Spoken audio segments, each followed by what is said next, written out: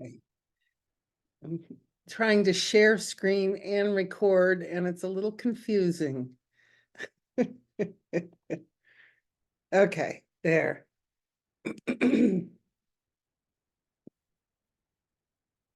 Okay, I wanted to come back to this diagram for a second, and give you just another way to look at this. A couple of things. Okay, let's start with this. You know, the infinity symbol, okay? Where the intersection occurs in the middle of the infinity circle is vertical. And that center section is also quantum, okay?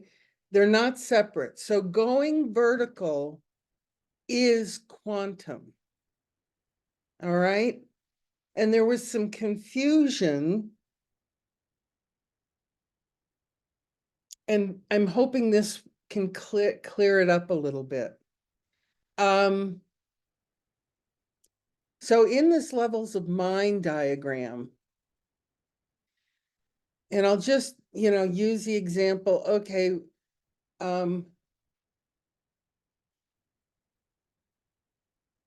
we fall in love with someone and I'm making all this up, and they need us because they don't have any money. And so we think we love them, but it's really based on them needing us, not necessarily loving us. Okay, that's just in the perceptual world. That's where we live. Then we get down to the emotion of, in that example, I get angry because I feel like I'm being used for my money, or let's leave that as the emotion. I get angry. Then the thought comes in, well, perhaps I set this all up, and it was my way of finding love, was creating this scenario, okay? Now, once you get to this thought, it's real easy to bounce back up into perception, because it's real scary. Once you get down to these thoughts that are clearing the emotion, and this is the center of the infinity symbol. You're at the center. So both sides of the infinity symbol are just stories, okay, that we tell ourselves. And then we get to the center, and it's our opportunity to go vertical. And we have this thought, well, maybe I set this whole thing so that I find love. And unless I'm willing to really sit there, and once you get to this point, and you can really see the thought as the center of the infinity, this is where you have to make the distinction. Am I going to go vertical, or am I going to stay in my storyline, which is not quantum? But if I stay with that thought, it will allow me to go quantum, because once you go quantum, there are no other people. This is you and God, period. And if you project it out, well, they need the money, and it's just easier that I'll support them, you'll bounce right up to perception, and you're lost again. This is what I was talking about, vulnerability. So if you get down to this thought, I'm wondering if I'm setting this whole thing up, because everything is a lesson I would learn, period, no exceptions. If I'm seeing something in the world that pisses me off, which was my case, I saw everything in the world pissed me off, women's rights and human rights, and oh my God, everybody's rights. And the reality is, no, they were all lessons I would learn. And there are no other people in that scenario. So basically, I had to get to the place of really getting, oh, I'm setting all this outside stuff up for me to see that I don't believe I have any right to love, to freedom, to anything. And in that thought, at the center of that infinity symbol, I had a chance to break it up. And it was to hold tight with Holy Spirit and say, okay, Holy Spirit, I want to sort this out. Show me the error in my thinking. Because there is nobody else. There are no women to save. There are no humans to save. Everybody is fine and right and good and perfect. It's just my thinking that needs to be cleared here. And if I put it off on someone else or some other situation, I'll be trapped in hell forever. So it's right in this thought period. This is contemplation, and this is deep contemplation.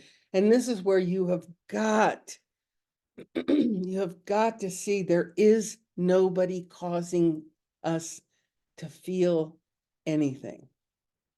There is no outside entity that is causing Calico to feel like she's not free. There is no outside entity that's causing Calico to get angry. There is no outside anything. And I'm giving this to you because it's another way of, when you get down to some of these thoughts, really hang on to them as your thoughts and giving them, you know, as, you know, oh, that was their lesson. That isn't my lesson. No, it's all my lesson. There is no one out there that needs a lesson. The only one that needs the lesson is moi. Okay? And that's the center of the infinity symbol. And that's the only place that we can go vertical. And if we throw, sorry, they're celebrating in Mexico. If we throw this off to the responsibility off to, oh, well, that's not my lesson, it's their lesson, you bounce right back up into perception and you basically are starting over. Okay. So this, when we get down to thought, we have to hang on to the truth. Everything is for me. All lessons are mine. There is no other outside entity. And that's one way to really challenge yourself when you have these thoughts that come to you. Really get the other person that looked like they triggered it. And believe me, I know this. It really looks like they triggered something. And all I can say is keep telling yourself at this point where you're right down here, no, this is my lesson. Holy Spirit, help me see. This is my lesson. This is not a lesson for anybody else. And hold firm to that. And you will get guidance.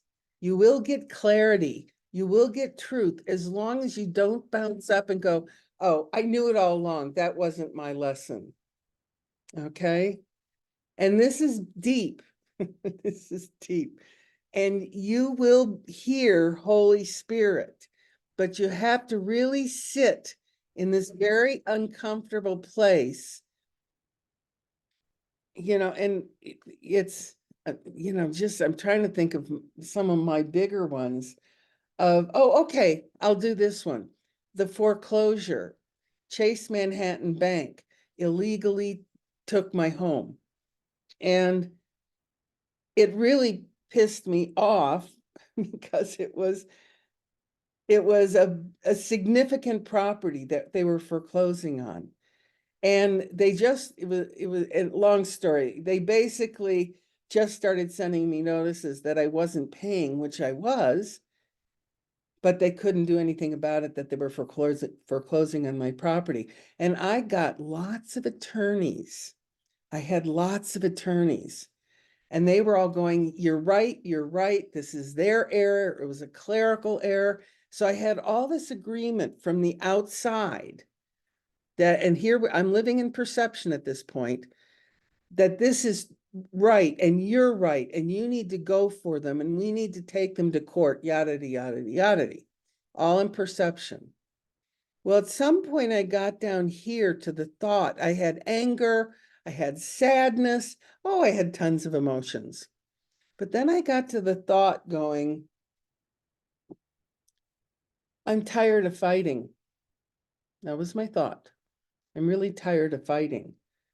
And I really don't know if I want to take any of this to court. And at that moment, and it would have so been easy. I had attorneys telling me, we'll take your case, we'll go to fight, blah, blah, blah, blah, blah.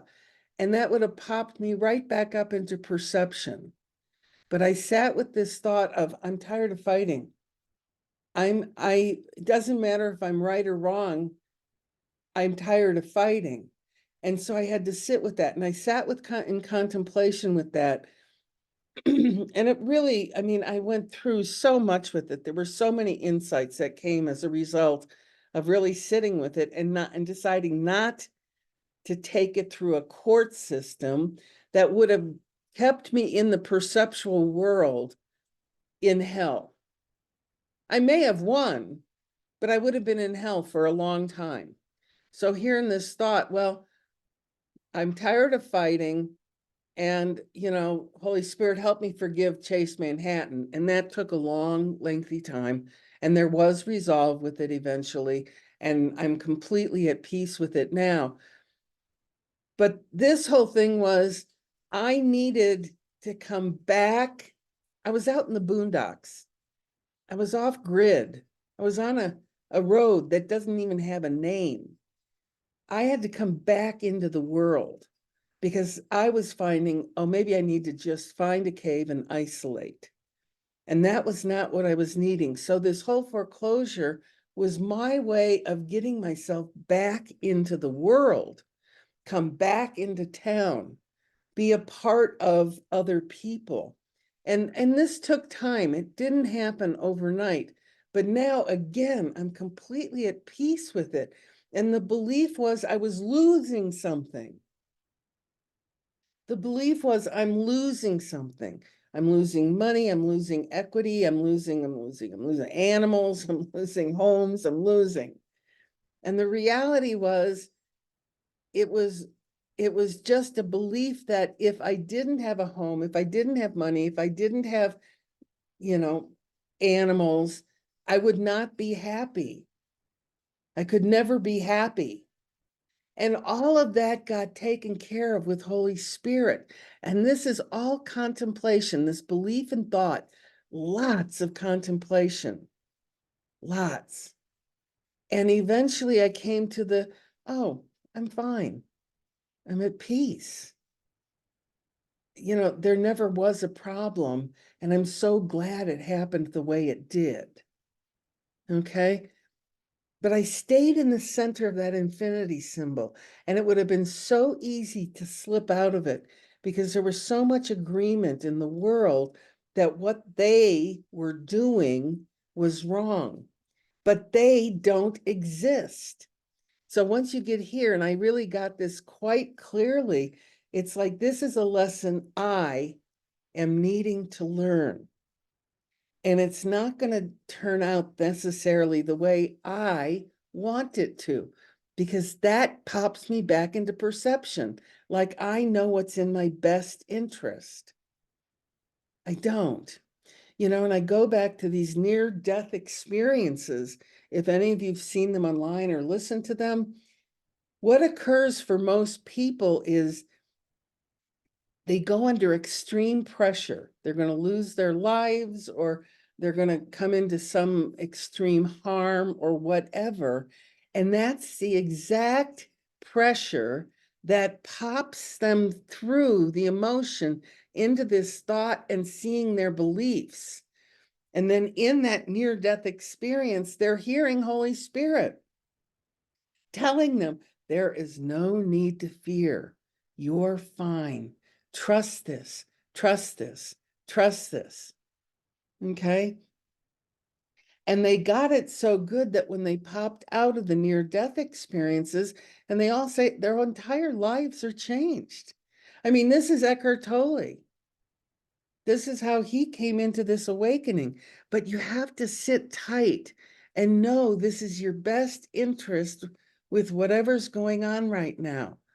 You think you're drowning, you're penniless, you're homeless, you have no animals, you have no lover, whatever it is, it doesn't matter. Sit with it, sit with it. Hold tight. This is what I call sitting on the bucking bronco. It's like your thoughts want to pop you back out into perception because it's easier. You'll get agreement. You may even get resolve to what you want. But the reality is you don't know what you want. I mean, we speak like we want the peace of God, but we don't even know what that means. So sitting in contemplation and this thought and belief, these thoughts of, I don't want to fight anymore. But what does that mean? Then I have to give up everything. Well, I have a belief that these things are making me happy. And that's nonsense. They weren't making me happy. I was having to fight all the time for them. And so it was me trusting. And at the time, I wouldn't even said I was trusting God. I was trusting this process. I'm trusting this process to let me pop through the other side. And it's like any near-death experience. Like once you sit in this and really own it as something you would learn, it'll push you into this pure desire and experience of the peace of God. And that's the miracle, according to A Course in Miracles. That is the miracle. Okay? Hang on. I just wanted to go over this again, and I feel like it's helpful if you can really get clear that no matter what you're apparently going through, it's a gift you're giving to yourself. But you're not going to experience the gift you're giving to yourself if you keep making others wrong, that what they're doing in the world is wrong. That was mine. And I'll talk about hostages and what's happening in Israel and Gaza. It's like, that's wrong. They shouldn't be doing that. I don't know what's in anybody's best interest. Because what was in my best interest was having Chase Manhattan take my home, my property, me give away all my animals, lose most of my income and my money, and come out the other side. But I wouldn't have known that if I stayed in the perceptual world and kept fighting for something that appeared to be very wrong. See, this is that whole idea of right and wrong. There is no right and wrong. And at some point, and again, because I'm taking you to the center of the infinity symbol, it's where we're vertical. It's the only opportunity we have in waking up is from the vertical. We can't wake up with hanging on to our ideas of what is right and wrong, or what we deserve, or what's ours. It's like these are all beliefs that somehow I've got to make my own happiness. And if I don't do it, no one else will. There's a good victim thought. So I've got to do this. What I'm saying is, no, that's all nonsense thinking. That's perceptual thinking.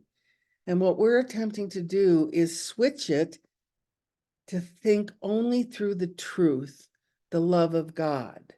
But we will never get there until we let go of these ideas that I know what's good, I know what's right, I know what's wrong.